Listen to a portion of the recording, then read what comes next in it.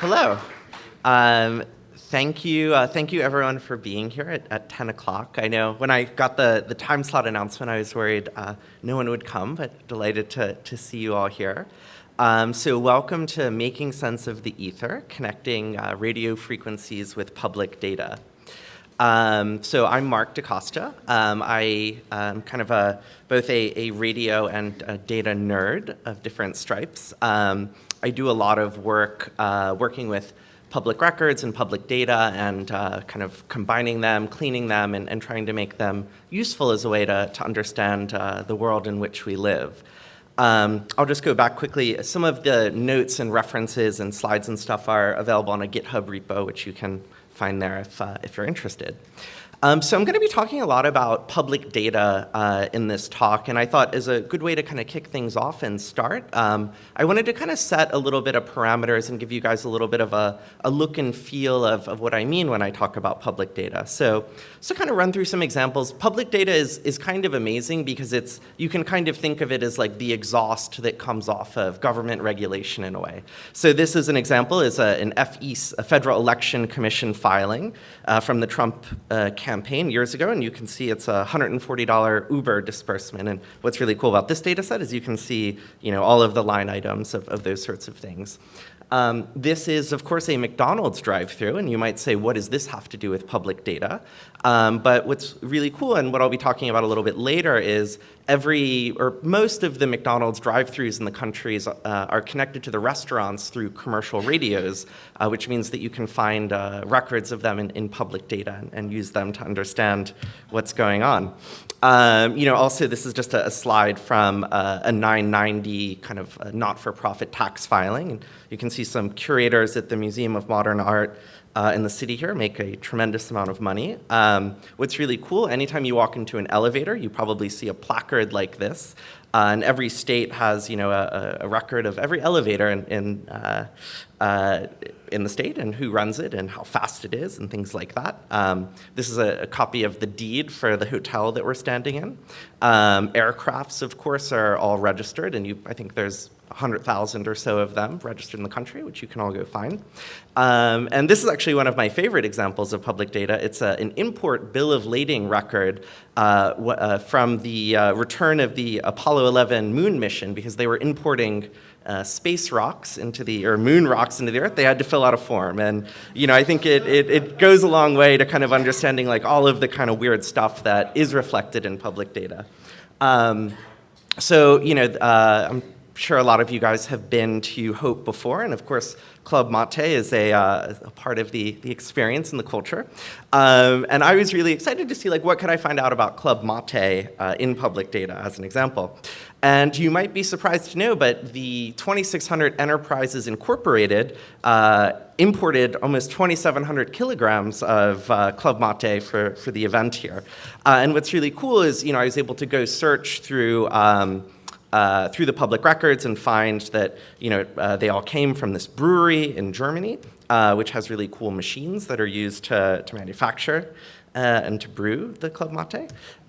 It went to Bremenhaven port on the 30th of April this year, went into a very specific shipping container, sailed on a very specific ship, the Vecchio Bridge, and then arrived in the port of Newark just 2 months before the event. And so we can, of course, thank that wonderful supply chain for being able to be at 10 o'clock tonight. In any event, to sort of just grant that as a little bit of groundwork and get down to really the meat of the talk, I want us to kind of think about how we can use the RF spectrum in public data to help really understand the world around us. And I'm sure as many of you know, the electromagnetic spectrum is really big. We, of course, usually live in this tiny little slice of the visual spectrum that we sort of see, but across all of this, there's a very big band of things that we usually think about as radio. Radio is, of course, one of the people that's really given credit for its invention is Marconi. And in the early 20th century, when it was being commercialized, it was happening under a context without regulation, and it was really kind of a free-for-all. And interestingly, the sinking of the Titanic is kind of considered to be one of the origin moments of the current regime of sort of electromagnetic spectrum regulation we have right now. The Titanic was kind of a state-of-the-art ship at the time. It had an onboard radio transmission station, and when the ship ran into trouble, they were broadcasting SOS signals. But what sort of came out later was that because of all of the radio frequency interference on the land-based stations and cities and things like this, those SOS signals didn't really come through. And so this sort of by extension wound up leading to the Radio Act of 1912, which set the groundwork for the current FCC and the sort of regulatory regimes that we have at the moment. And what's really interesting about that, and this image will be a little bit of a touchstone throughout the talk, is that given all of this kind of government regulatory systems that are in place, we have a really clearly demarcated and a really hyper-specific set of rules about how and for what the radio spectrum can be used. So this map is really interesting. I think it goes something from 3 kilohertz all the way up basically to 30 gigahertz. And along the way, it allocates those bands for different uses. So just to zoom in a little bit here to kind of put this into a bit of context that maybe will be more familiar, we can see sort of in the top center there, we've got a band basically from 88 megahertz to 108 megahertz that of course is carved out for FM broadcast radio like we listen to in our car or whatever. But also, one thing that I think is really interesting to kind of recognize is that, along this spectrum, there are so many different zones that are cut out for different uses. So you can see a little bit further down the spectrum, I guess, in the kind of 150 megahertz zone is where maritime ship position data is broadcast on the radio spectrum, and I'll be talking a little bit more about that later. And even kind of continuing down, we can see that there's a big chunk reserved for things like aircraft navigation, and each one of these little slots has all sorts of very specific both people that are allowed to use it and applications and protocols for which it is used. And of course, the radio spectrum is like a highly politicized and economically important thing. Just recently with the kind of retirement of analog television broadcasting, big swaths of the spectrum were opened up, and last year there was a large auction, and you had $20 billion changing hands basically for that spectrum. As you can see, the people that are buying it are like T-Mobile and AT&T and Dish Network and folks like that. But this is, sort of certainly a very active and important space. And the kind of upside of the regulatory regime in which all of this stuff sits is that there's a tremendous amount of kind of data exhaust and information about how this spectrum is being used that's produced. Not necessarily very easy to work with, but it is kind of out there. And in the United States, the 2 main sort of databases that exist are both run by the FCC. The first one at the top, as you can see, looks like something from the 90s, and it is. It's the Universal Licensing System, and it's certainly the place where you can get the richest degree of data about how the spectrum is being used. So each different class has its own sort of forms and things that get filled out, and they all sort of flow there. A project that came out of the FCC under the Obama administration at reboot.fcc.gov is this license view database. And what's really nice about that is it drops out a lot of the ancillary fields and the really high resolution that you get from the universal licensing system, but the upside of that is you can go and get sort of one file that describes more or less all of the licenses that exist. And the great thing about that is, in the US, there's about 30 million licenses that have been given out. And these things run the spectrum from from a McDonald's drive-thru to a Verizon base station. And so it's really quite a rich thing. This data itself is a little tricky to work with. This is a link to a GitHub repo of a repository I made that sort of helps you bootstrap working with this data. So we'll sort of download it, load it into a Postgres database that you presumably have running locally, geocode it, and sort of do some basic cleaning. And the thing that's interesting about this data set and having it sort of prepared in that form is you can really start asking questions of it straight out of the gate. So this, which I hope you guys can see, is just a really simple sort of geo query that I did of this data set to basically ask the question, who are the people within a kilometer of this hotel that have radio licenses? And by doing this, and this of course varies by location, but you can start to understand, who are the actors, who are the people that are kind of out there, living in the broader spectrum around us. Not surprisingly, where we are now, both the city of New York and the NYPD really have the lion's share of the spectrum around us. But you also start to learn, other things about the kind of local environment that we are. So there's a lot of TV studios, so we can see, Fox and NBC and CBS and other folks. This was what sort of one a little bit further down that jumped out at me that was really surprising kind of in my broader investigations in New York, was to realize that Northrop Grumman has a massive wireless network in the city. They have thousands and thousands of transmitters spread across. And at first blush, seeing a defense contractor with such a big network in the city was quite surprising. Apparently, it's part of what wound up being a very underutilized sort of city-level wireless network that was deployed, but certainly interesting to see. And at the bottom, we can see both McDonald's and a Swiss bank are well represented here. And so, I don't know how familiar you all are with using software-defined radios and sort of how that technology has evolved over the last maybe 10 years at this point, but it's really great. There's, because of the influx of low-cost digital TV tuners, there were some very clever hackers that realized that you could basically repurpose the chipsets in those tuners in order to not just tune into broadcast television, but really take a pretty broad range, I think somewhere from maybe 30 megahertz to just over a gigahertz. And they're like $20 or less, and really great tools for getting started with exploring all of the transmissions that are in the air around us. There's really great sort of software around there. This is sort of a really easy standard one called GQRX, which is a tuner built on GNU radio that, right now 93.9 megahertz is what it's tuned to, which is the local National Public Radio affiliate, but you could just as easily tune into any sort of simplex transmissions that are happening on any bit of that band that the tuner can go into.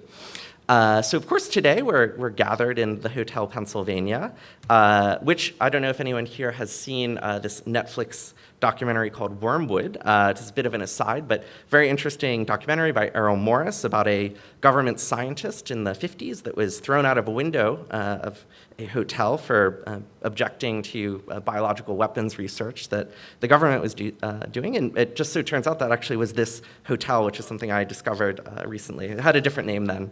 But the great thing is we can start to dig into this FCC data and even start to ask questions of what's going on in this very hotel. So I looked up the Hotel Pennsylvania and found some sort of interesting ancillary information. We can find, okay, here's the actual license filing they have. We can see there's a call sign in there that could be interesting. This stuff is also really great. There were some social engineering talks lately, but in terms of starting to understand some of the management structure of organizations. So this was really interesting because we were able to find this fellow, Eugene Rudderman, who's actually the director of engineering of the hotel and is in charge of all the licenses. And this hotel, like many other businesses, uses sort of a third party to actually file and manage these kind of regulatory licenses. And here at the bottom, we can see that's a MicroMagic two-way, which can all be useful bits of information to know. But what's great about this is by finding this license, we can then kind of back into what are the particular broadcast frequencies that the hotel is using. And it's super interesting. They have, it looks like, over 100 radio units that they're permitted to use, and these are sort of the frequencies on which they transmit. So if you were to use GQRX, assuming these are simplex transmissions, it's a little more complicated if it's like a trunk radio system. But this is presumably where the bellhops will be called and the maintenance and all these sorts of things, which can be interesting for a bunch of reasons. And to kind of come back and kind of put this stuff back in context, this is again kind of a zoom in on that kind of 450 to 500 megahertz bit of that broader spectrum map.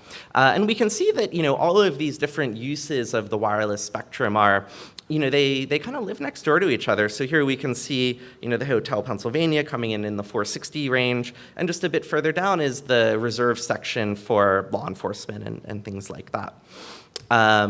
But the usage of kind of public data and of software-defined radio certainly goes beyond just picking up voice transmissions. So this is the Noaa 19 satellite. It's very cool. It's an Earth imaging satellite. I think it revisits the surface of the Earth once every maybe 10 or 14 days or something like that.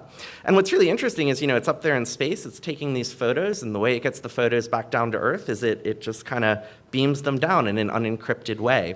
So these satellites, the downlink happens at 137 megahertz, and as you can see, it's kind of cool, that there are these kind of dedicated bits of the spectrum that are for space downlink transmissions.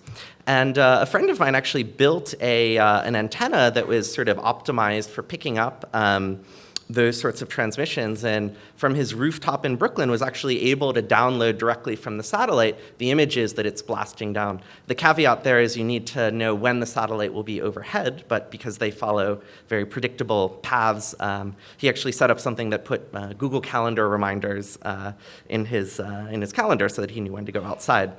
But there's more that we can do than just sort of being in a relationship with the radio sort of spectrum where we're just kind of, passively downloading. A project that I worked on a little while ago is kind of asking the question of, could we use public data and radios to effectively look inside of cargo ships? So what's really interesting, here is, kind of a shot of, maybe like a fishing, like a small sort of private boat or whatever. And as you can see, not surprisingly, these boats are just loaded with radios of all different kinds. Here we've got, there's a cell repeater for use on board, Wi-Fi, of course, GPS. And up here on the left, you can see a really important thing called the Ais Class B antenna. So AIS stands for Automated Identification System, and it's basically like a safety protocol. So every time a ship is underway, it sends out regular transmissions that basically announce who the ship is and its heading and speed and things like that. Those radios have a fairly limited range when you're on the surface, so you have to be more or less line of sight, which is fine when you're out at sea, but picking them up in the city can become difficult. However, on the flip side, there are companies like Marine Traffic and others that actually lease satellite kind of reception capacity, and they produce these really amazing real-time ship position maps by listening to these transmissions. What's cool, though, is if you are in sort of eyesight of a port or of a waterway, these things are fairly simple to pick up. So using one of these $20 SDR dongles, and there's a really nice program called RTL AIS, which is it's like works on Mac or Linux, and it's built off of GNU Radio, and it sets up a really simple server that basically decodes in a first step what's coming across the frequency into the kind of underlying packets of data that are there. So this is just kind of a screenshot example of what each of these individual messages look like. Not super useful in that format, but they do come across in kind of clear text like that once you decode them. And so in this project, I was like, okay, I set up a receiver on Governor's Island, which is sort of right at the mouth of New York Harbor, and starting to pull all of these messages down.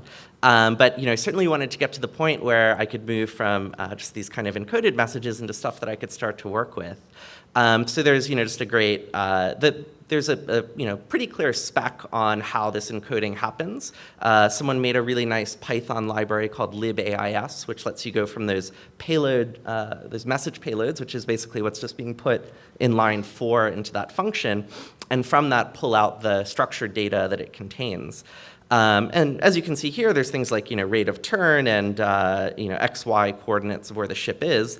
But importantly, you also get in this transmission something called an MMSI number. And MMSI stands for Mobile Maritime Subscriber Identifier. And that's basically like, you could think of it as like the cell phone number of the ship or whatever. It's how you would address a radio transmission directly to the ship.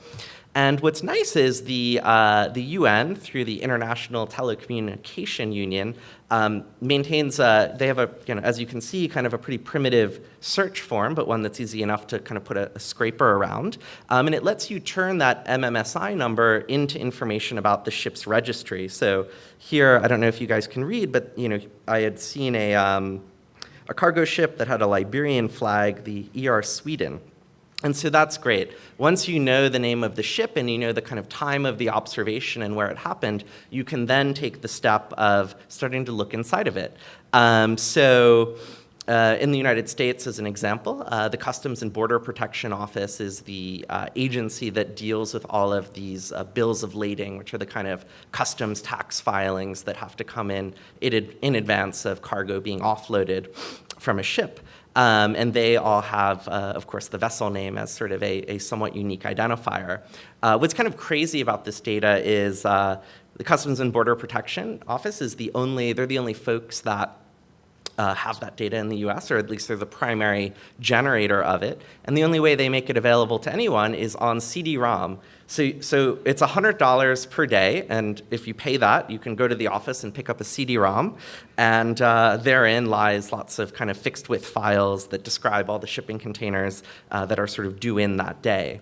A company that I started years ago called Enigma has a whole sort of search engine of these sort of public records, and one of the things that we aggregate is these bills of lading. So by effectively being able to sit on Governor's Island with a radio, listen and sort of set up a series of scripts to listen to the ships going by and join them with this underlying information from the bill of lading registry, you're actually able to kind of see what's going on inside the ship, be it pallets of Club Mate or buckets of widgets or whatever it might be.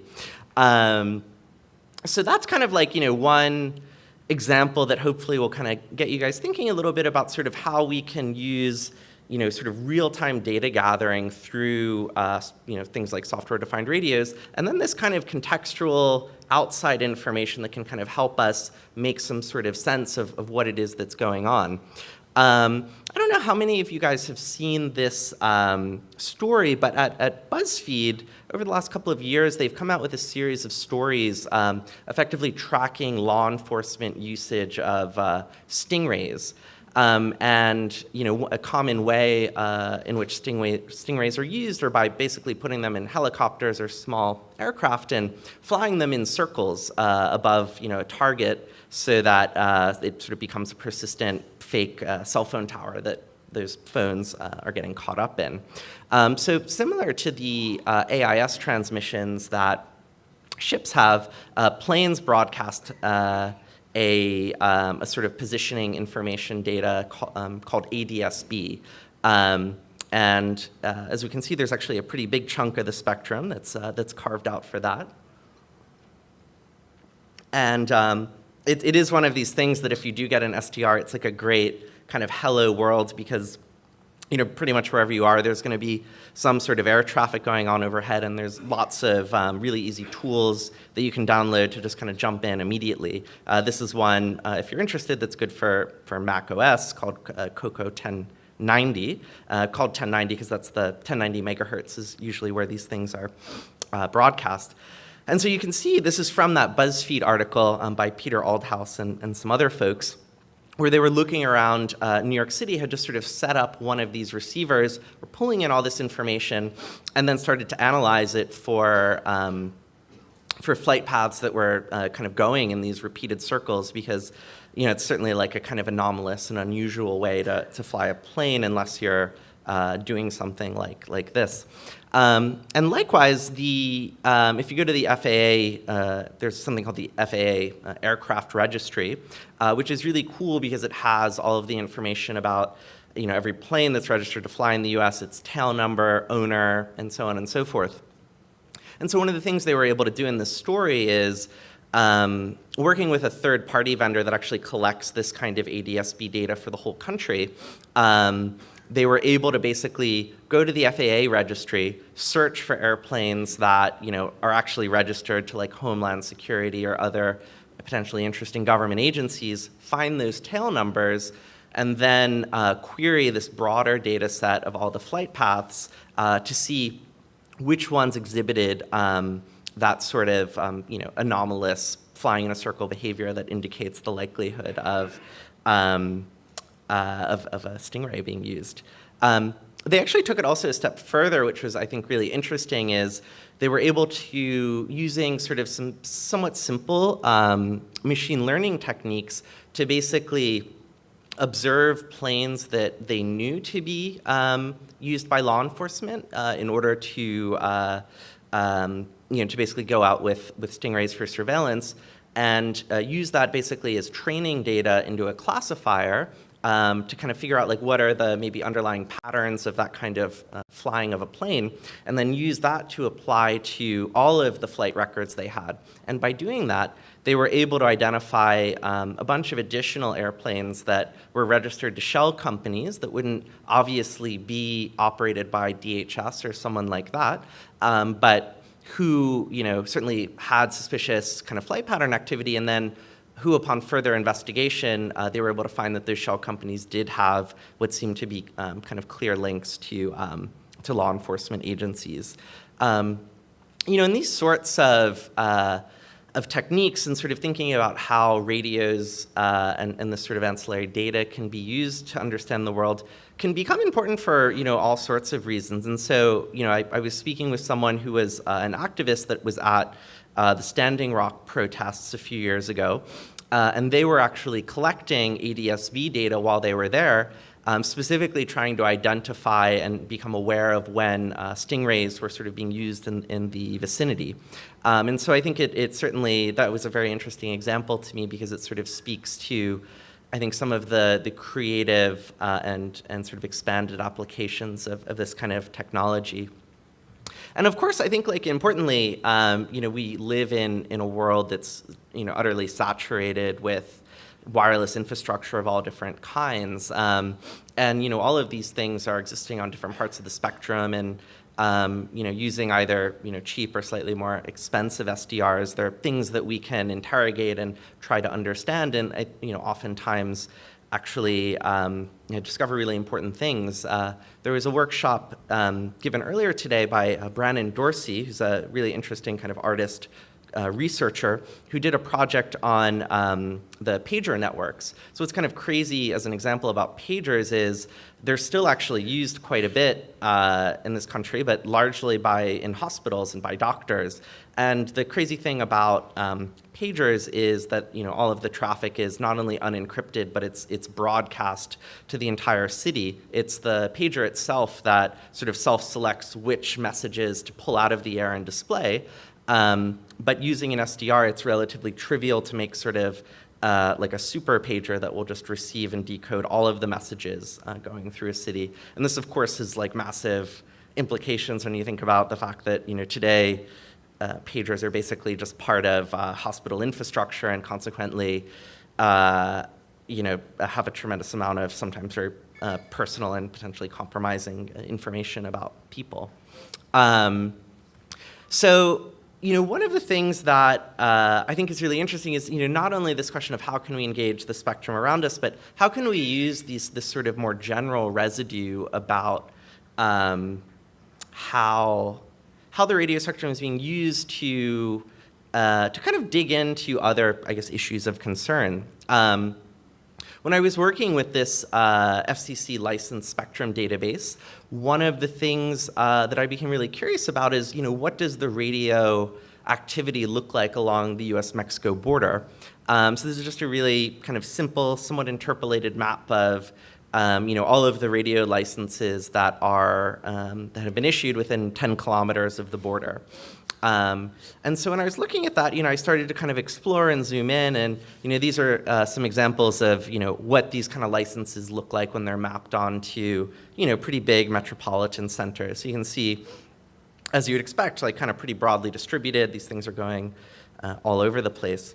But as I was kind of digging in a little bit more and kind of following the border along, I just kind of observed these sort of patterns of kind of evenly spaced antennas being installed in places that there really wasn't much other radioactivity happening. And so I became really curious about like what who are installing these things, what are they being used for, like what's going on here. This one here you can see was put on or sort of filed by this company IMSAR. So I started looking and said, okay, what does IMSAR do? Well, I found out that IMSAR is basically a company that makes kind of the ground radar modules for Predator drones and other things like that. So I thought, well, that's interesting. Presumably they're sort of trying to set up some sort of like radar networks along the border. So it's kind of interesting. So I sort of wanted to dig in a little bit more deeply, and I said, okay, for all of these radio licenses along this in this kind of 10-kilometer band along the border, what's going on? What's the activity been like? Who are filing these things? So one of the things that I think is actually really interesting to note about this data set is, as you might expect, there's of course, many different classes of FCC licenses you can file. There are ones that are really specific to commercial radio, like you might use at a McDonald's or in a hotel. There are others that are really specific for, putting out, 100 megawatt or 100 watt, whatever, sort of like FM sort of broadcast stations or whatever.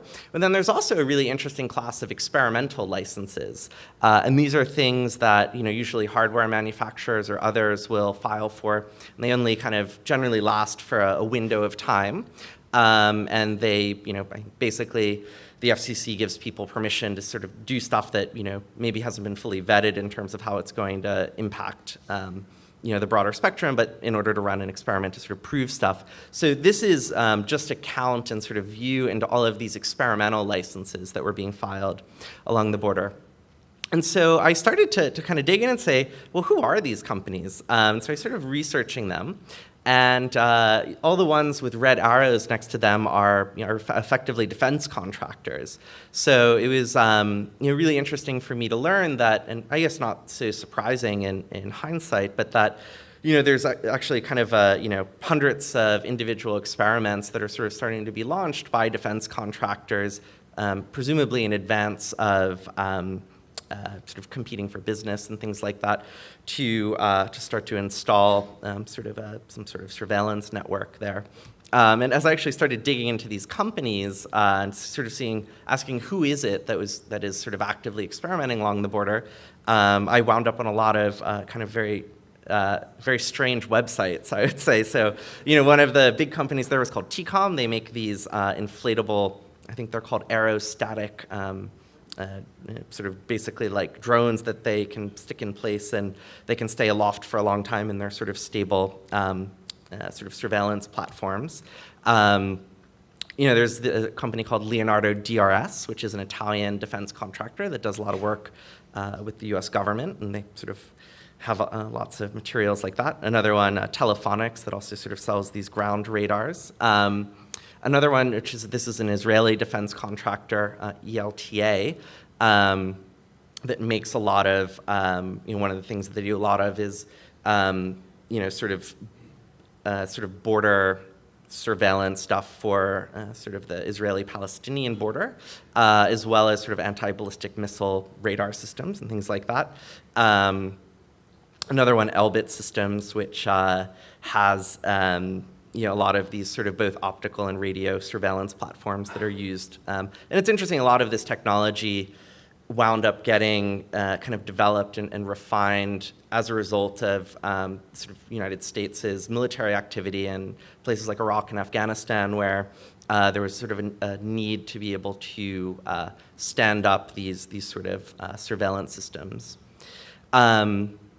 And so certainly, like, now that, I sort of had found hundreds of these kind of radio experiments, I was curious to see, where can we go from there? Can we dig in a little bit more deeply? So this is just kind of a screenshot of, one specific license that I had found. And, it's kind of interesting, like, to the extent to which you want to dig into this, you can get some sense of what the equipment is because you can see the, the sort of bandwidths that are the frequencies that are being used and the kind of power output. And really interestingly, kind of the time and place of where these transmissions were happening. And so kind of from there, you can, of course, pivot over to like Google Earth or Google Maps and start to just kind of take a look, like what's going on here. This, I don't know how well you can see here, but there's sort of a pickup truck with an antenna on the back of it, which was kind of interesting to see, especially when you sort of see the broader landscapes here. I mean, there's absolutely nothing there, so kind of finding these access roads and these install sites are really interesting. Here's another one, certainly a bit more of a fully built structure. And I think it looks like it has a combination both of kind of networking sort of technology to connect these towers together, in addition to some sort of surveillance radar system. These sites sometimes get actually much more even, sort of well-established. Of course, infrastructure is really difficult to run out to these places, so a lot of them have a degree of sort of self-generation in terms of power and things of the like. Sort of going through this, one of the things that kind of came to the surface for me was that it's actually extremely hard to, from a technical perspective, to build this sort of border surveillance technology. There was a really famous, as I found out, sort of like disaster that happened in terms of government, as far as government contracting goes, where Boeing, I think under President George W. Bush, had gotten a really big contract. They basically said, hey, for I think $3 or $4 billion, we'll be able to take care of the whole border with like a super high-tech surveillance system. But I mean, what actually wound up happening, I think, is it wound up costing them $1 billion to just do 53 miles of the border. And a lot of the challenges that they apparently were running into were, I mean, in terms of actually being able to identify people versus grass moving or animals and things like that, and being able to work in these very kind of remote, inhospitable places. But I think one of the things that is quite interesting to me about this is, this is a project that wound up getting shut down, I think, back in 2011. And of course, now that there's so much kind of increased, attention and sort of effort being put towards things like border security, this data, I think, can provide a very interesting lens into, what is the government actually doing, what sorts of surveillance technologies are we purchasing, and maybe what are the broader kind of implications of that. I think one of the things that for me is a big takeaway around all of this is that there's a tremendous amount of kind of public information out there, and one of the really, I think, fun and interesting challenges as a researcher, in whatever capacity you might work, is to sort of think about how can we find these sort of lateral connections and other sources of information. Because of course, as we know, the truth is out there. We just have to find it, hopefully. So that's all I have for you guys today. This is, again, the kind of repo, if you're interested in. I think we still have some time, so I'd be happy to take any questions if there are any. Okay. Oh, thank you.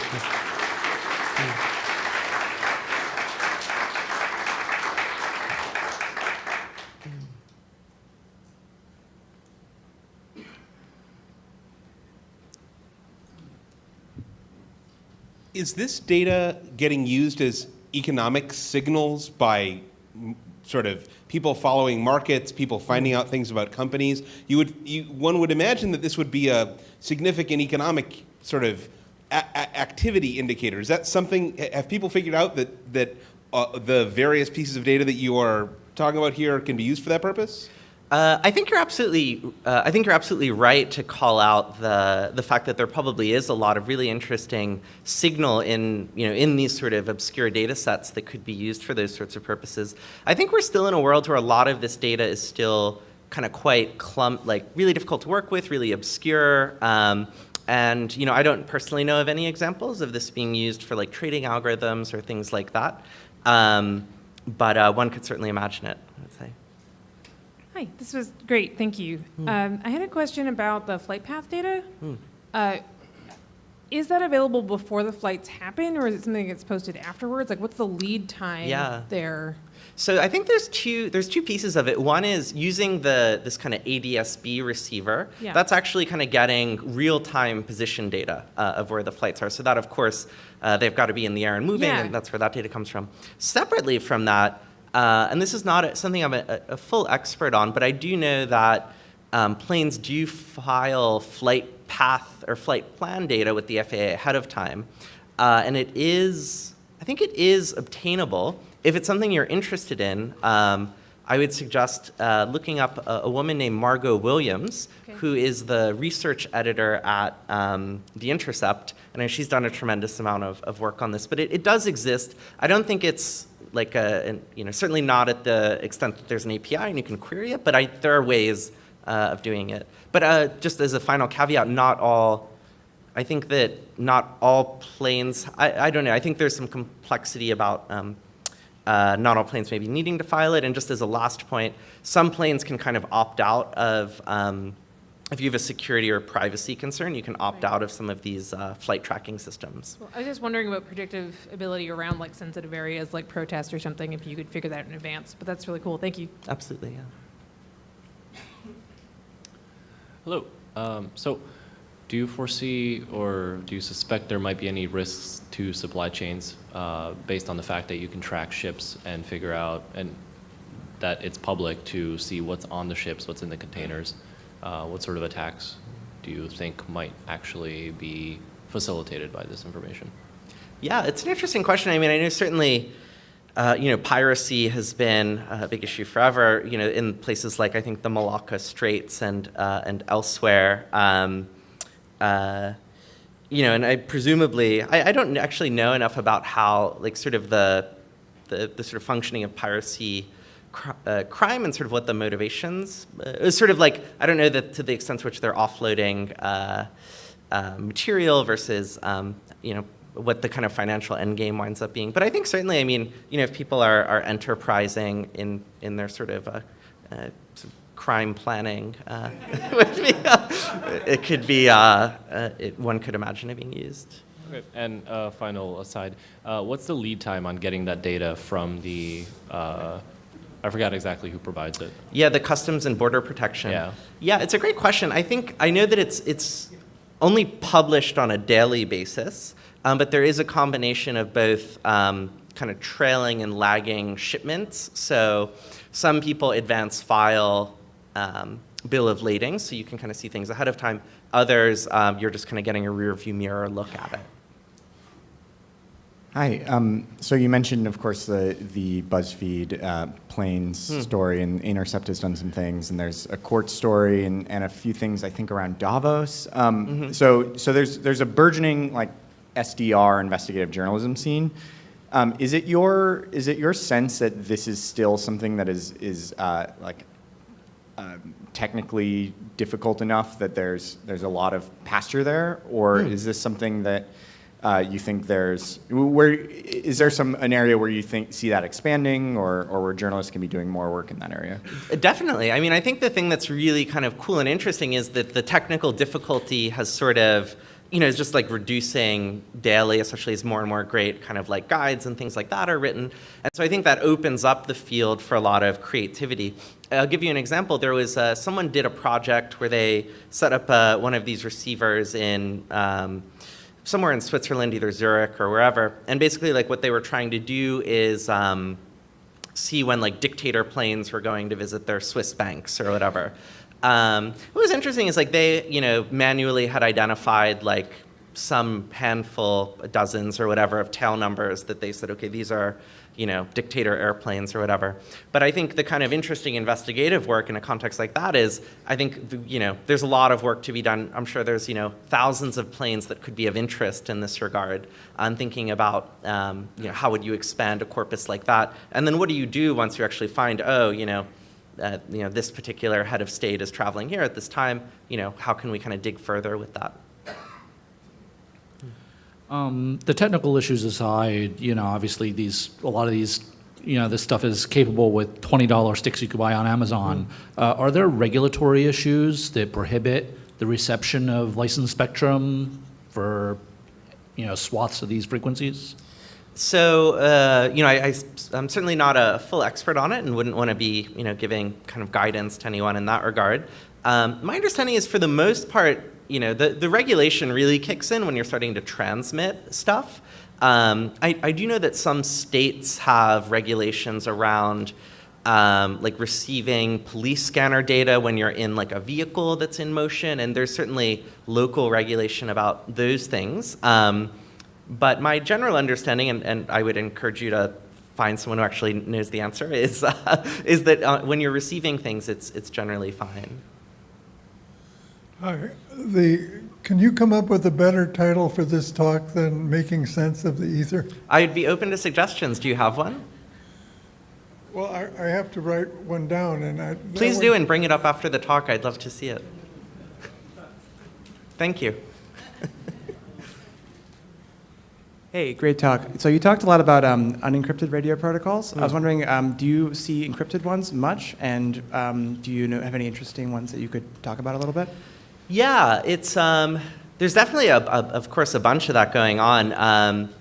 There's been actually, I think some of the interesting sort of at least attacks that I've seen in that regard are around sort of replay attacks. So there's been a lot of sort of work and research done around intervening with remote car starts and remote car kind of door unlocks and things like that, where people have been able to not necessarily get so far as actually decrypting and understanding what the signals were, but being close enough to just actually record them and then be able to replay them at a later time to gain access to it. But it's certainly, there's also an interesting project that some Eastern European artists did, or perhaps Brazilian, around sort of identifying the sort of transmission frequencies that military planes use, and sort of created an artwork that just sort of indicated when there were sort of transmissions on those frequencies, even if they didn't know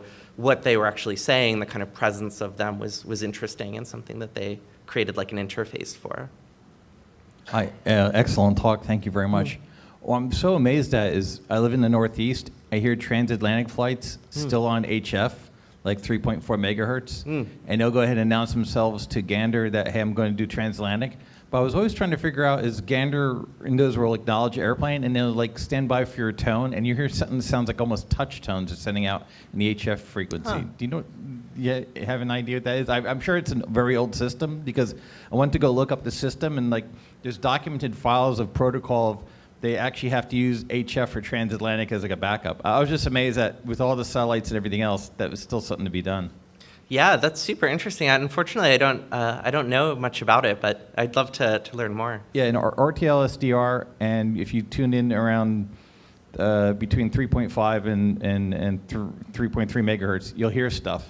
And it's just interesting. And then you can just take they'll say the tail number of the plane, and you just go ahead into flightaware.com, okay, who is that? So, thank you. Cool, thanks. And I think if there's, time for one more question, if there is any.